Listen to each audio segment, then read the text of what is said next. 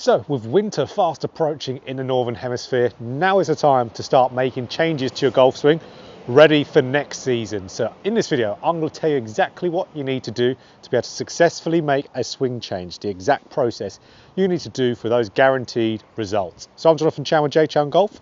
Let's dive right into it.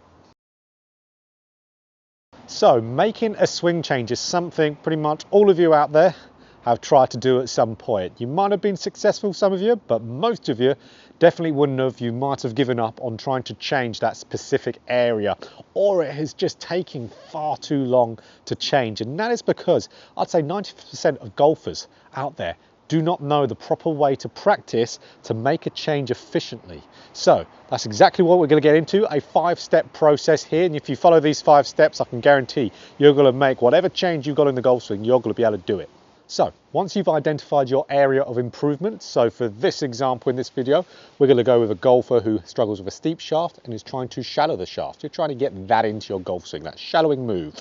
The first thing you've got to do in step 1 is exaggerate your desired movement. So for this, the shallow shaft, because one of the big mistakes I see so many golfers make is they just try to practice the correct move. Makes sense, doesn't it? You want to practice a shallow shaft, so they'll be trying to practice the ideal amount of a slight amount of shallowing move in there. So you could say, or maybe for a guy who's over the top, they might be just practicing getting on the perfect swing path.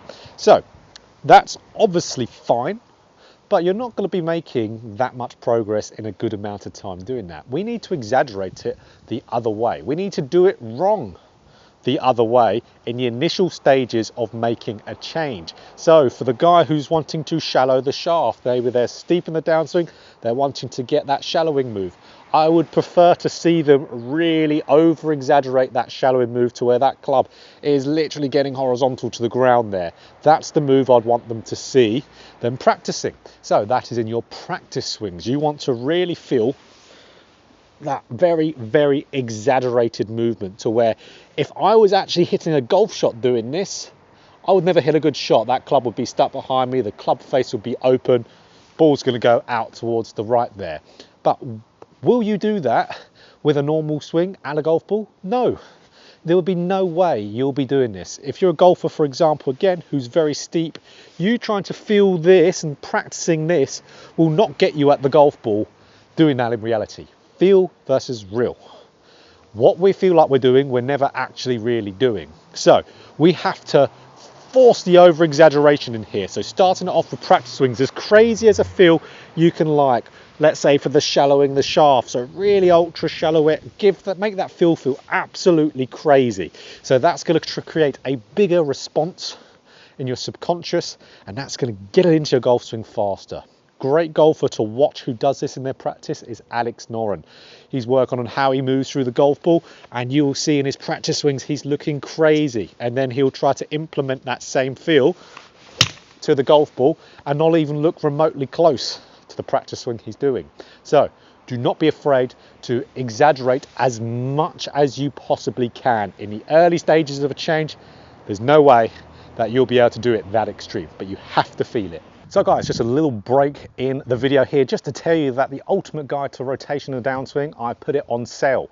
So if you haven't already picked it up, now is the perfect time. So all you need to do, download the SKILLEST app, and then next online lessons on the app, there's the more button, click on that, click on online lessons, and there the course is. So the complete guide to rotation of the downswing. Everything you want to know to be able to get more rotation into your golf swing is in there. Way more in depth than I could possibly ever make a YouTube video for. Very useful information to have. So it's on sale. If you haven't got it already, now's the time. So the first step, as we said, exaggeration. It's got to do a lot of them to be able to make a change. And all these steps here, you can do them all together as a routine. So that's how I'd recommend doing it.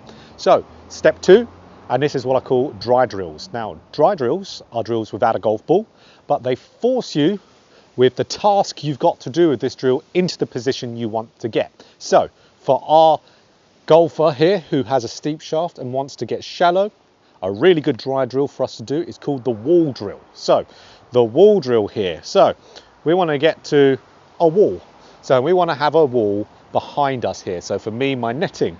And what I do from here, I get up to the top of my backswing and I touch my club on the wall here. So all I need to do now is, as I'm turning down in the downswing, pivoting, starting my downswing, I want this club to slide down the wall. So this is a drill that by me just having the task of sliding the club down the wall, that is getting my club shallow. Because if I was a steep golfer and I got steep, the club will straight away start to detach from the wall. So this is something with me doing this is forcing me to shallow that shaft. Really important to really feel our movement. So it is very similar to the exaggerated drills, but this, because you have something that is guiding you, will give you a bigger response in your subconscious again. So we need to do a lot of these reps to be able to make the change.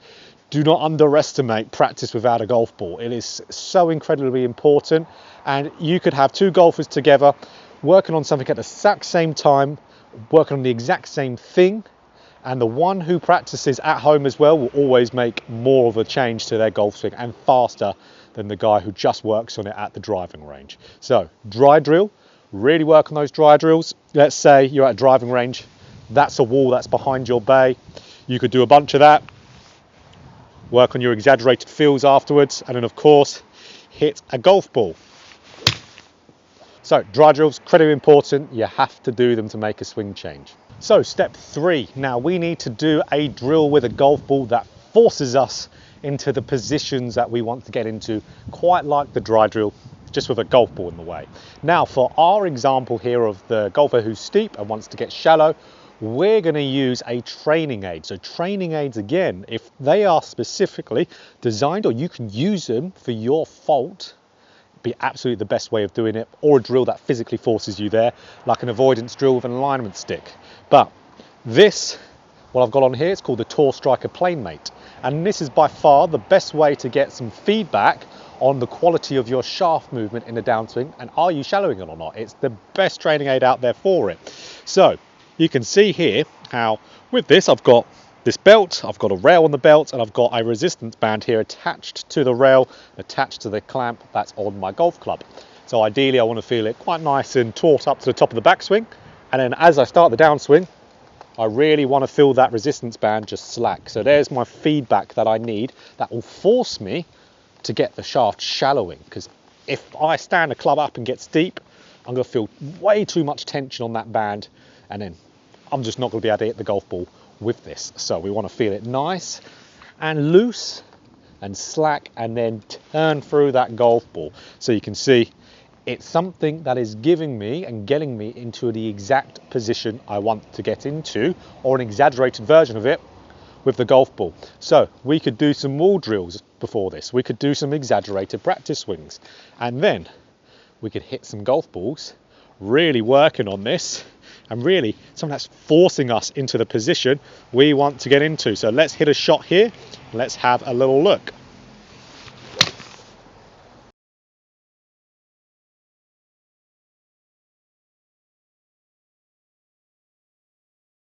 So after looking at that slow-mo, that is the next step there, is filming, recording your swing so you can see whether you are getting anywhere near the movement you want to get to. Now, seeing your visual progress. Now, when you start off making a swing change, it will be very, very minimal progress, very minimal. But that's where you need to keep tracking it. You know that feel gets you really moving the needle a little bit, and continue to go on with it.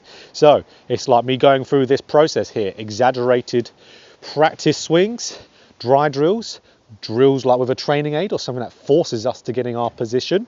And then I could hit very few, very, very minimal normal swings. So I wouldn't want to hit in the early stages too many normal swings. When I do hit normal swings here without someone that's helping me, I want to do it with a very exaggerated feel again.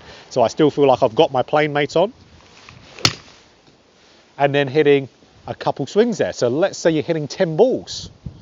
You would hit 8 balls with the plane mate, for example, if this is your problem, something that forces you into position, doing exaggerated practice swings, doing dry drills in between every single shot, and then the last 2, just 2 balls out of that set of 10, you would hit normal shots trying to replicate it, and then go straight back again and film your swing. Don't have to film every single swing you do, but really at least 3 of them out of that, so you can get some with the drill and then one with the normal swing. Then repeat that process. So that is step 5 now.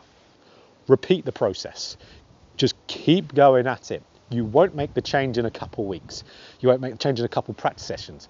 Most likely won't make your change in a couple months. That's why this process with whatever you're working on, you need to do throughout the whole winter time, if you're from the Northern Hemisphere, of working through that winter and getting your swing better by that spring time there. So it's absolutely important to stick with something. Just like if you're going to the gym a lot, you'll stick to the same routine to see the progress. Golf is no different. You stick to the exact same practice routine, exact same thing you're working on, and don't waver off it unless your coach tells you to do that. So absolutely, guys.